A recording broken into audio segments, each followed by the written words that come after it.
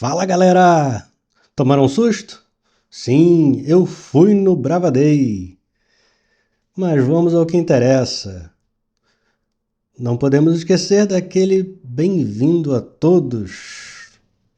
Muitos bem-vindos ao Bravos Investidores, o canal do investidor da Brava. Mas vamos que vamos, já chega da minha cara feia.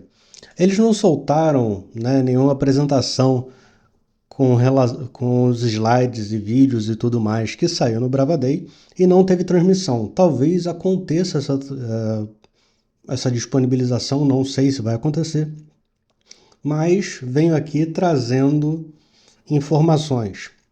E já adianto que foram 4 horas e mais uns papinhos a mais, então é razoável crer que esse vídeo vai ser cortado. Eu vou tentar quebrar em vídeos de 15 minutos. Espero que sejam. Não sei quantos vão ser, mas acho que vão ser mais de um.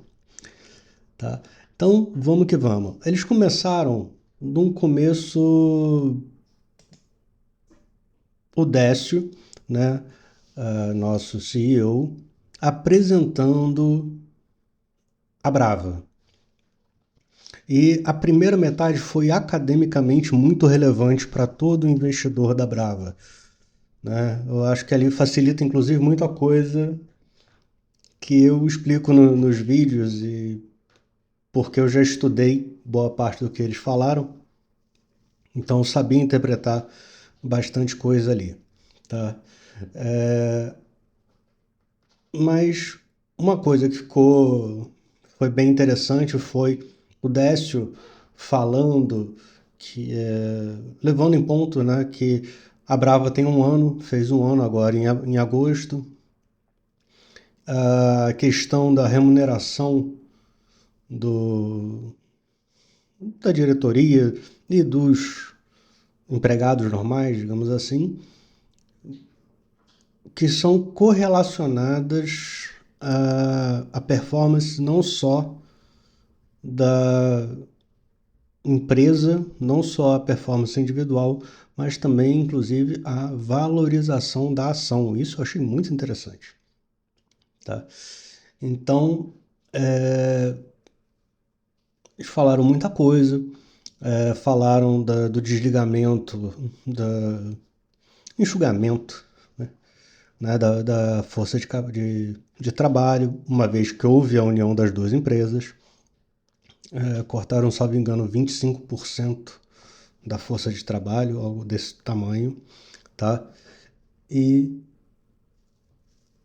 falaram mais algumas coisas que mostraram o quanto a empresa cresceu, né? O que ela já entregou, os milestones que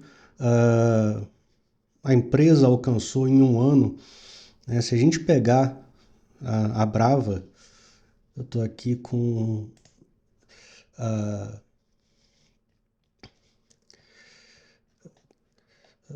o relatório de produção, né? Estava querendo pegar a curva de produção. Essa curva. Quando a gente olha para essa curva, é um negócio extremamente impactante. Né? Você pega que as duas empresas somadas explodiram. Né? A gente tinha em 2024 uma empresa de 56 mil barris. Em janeiro, ligou de novo a maquininha. Fizemos 71 no primeiro trimestre. No segundo trimestre, já 86. E agora, em julho, já começamos com 91. Então, é um crescente gigante, né? Um crescente gigantesco. Então, eles falam sobre isso e depois eles chamaram os participantes, a diretoria, cada diretoria e players importantes na diretoria, tá, para explicar os campos. E quando eles começaram a falar os planos da empresa, uma coisa que ficou muito clara para todo mundo é que ela é uma empresa basicamente de oportunidades, né? Como diz o povo, é uma empresa ainda que tem muito mato alto. E à medida que a gente vai estudando e aprendendo mais sobre ela, a gente vê o quanto mato ainda tem para ser cortado ali para virar aquele campozinho. Eu acho que não vai ser nem campo de futebol, virá um campo de golfe, aquele bem chique, bem metido a besta. Porque é uma empresa que tem uma capacidade ímpar, tá? De juntar as suas coisas, as suas peças e fazer o melhor com ela. Muitos falam, não, mas ela ainda, sim, ela ainda. Ela é uma empresa que, sob a nova gestão, tem 1 ano. E uma das coisas, quem já fez reforma em casa, quem já viu construção do zero, sabe que com uma frequência gigante é mais difícil reformar do que construir do zero. E boa parte da Brava é reforma, né? A gente tem desde a reforma, digamos assim, da reconstrução da integridade, recuperação de integridade de FPSOs e de plataformas, aos campos, a onshore, a refinaria, terminais e por aí vai. Então é muito importante a gente entender o que já foi feito, porque parece que a gente esquece de onde a gente saiu. A gente saiu de uma empresa que nos primeiros dias de dezembro só tinha onshore produzindo, basicamente. Tinha Peroá, alguma coisa em pescada, e o resto a gente estava rezando. Surreal isso, né? Então, tem muita coisa para acontecer e para a gente se alegrar do que foi entregue, mas depois deles mostrarem isso tudo, o que tinha sido feito, eles passaram a contar sobre o que vai ser feito. E essa parte foi muito interessante. Dessa parte eu vou pegar a apresentação institucional aqui, vou tentar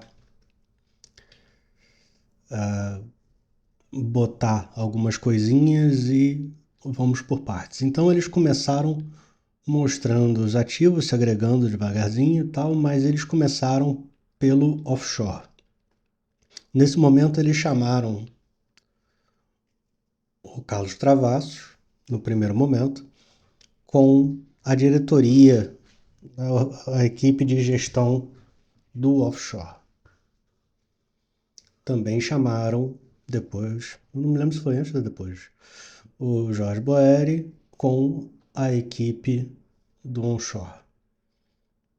E ouvimos e entendemos muito mais sobre os campos, características e os desafios e como a empresa está focada em olhar para esses desafios, em enfrentar esses desafios.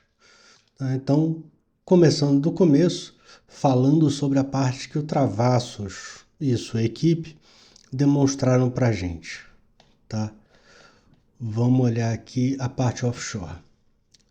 Começaram falando de Atlanta, tá? O que Atlanta vai ser feito? Atlanta tem a entrar mais 2 poços no ano que vem, talvez em 27. Pelo cronograma, tá? A gente vai ter 4 poços novos, talvez um quinto em Malombe a definir. mas tem uma situação que é um tanto quanto interessante na questão cronológica. Eu gosto muito de me apegar a Cronos, né? Deve ser pela minha vida ser de vencimento a vencimento de opção. Então, Cronos para mim é um cara muito importante. E a cronologia me dá o seguinte: eles vão fazer 2 poços em Papaterra primeiro, tá? E depois 2 poços em Atlanta e talvez um em Malombe. Só que o que é importante? Existe, quando a gente fala construir um poço, primeiro você vai, faz o buraco, constrói, faz o poço, constrói, aí depois vem a árvore de Natal, aí depois vem a ligação com os cabos e dutos e tudo mais. Então tem muita coisa entre só fazer o buraco e entregar o poço completo, entregue conectado. O processo de um poço, a empresa está dizendo que seria alguma coisa como 6 meses, tá? Eu acho que eles estão botando aí uma margem operacional grande, uma margem de tempo. Eu estimo que não seja tão extenso assim o tempo, mas a gente vai ter 2 poços em Papaterra que começarão em novembro. Não sei se no início, no meio ou no fim de novembro. E aí esses 2 poços findos, a sonda vai para Atlanta. Só que a sonda ajuda em um monte de coisa, inclusive em botar árvore de Natal e tudo mais. Então, existe uma simultaneidade de processos entre uma coisa e a outra que pode acabar por acelerar o processo como um todo. Mas pensando que temos 6 meses para fazer 4 poços, a gente precisa de 12, grosseiramente falando.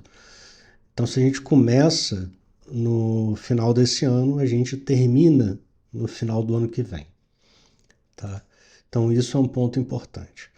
Mas o que foi falado em Atlanta? Atlanta está produzindo muito bem. O FPSO está com 91% de eficiência, de uptime, né? Com uma eficiência operacional de 91, o que é alto, mas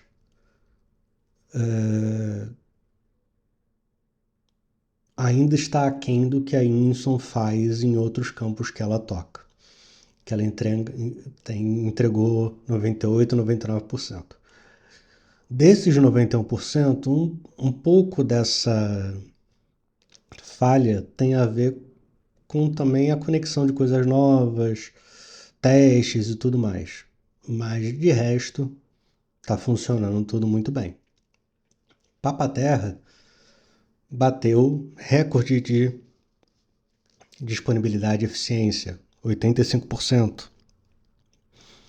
Então, quer dizer, a empresa está entregando nos seus FPSOs coisas boas, né? Agora eu vou dar um break para a gente começar o outro vídeo falando sobre Atlanta, porque tem algumas coisas para falar sobre Atlanta. Belezinha? Até daqui a pouco.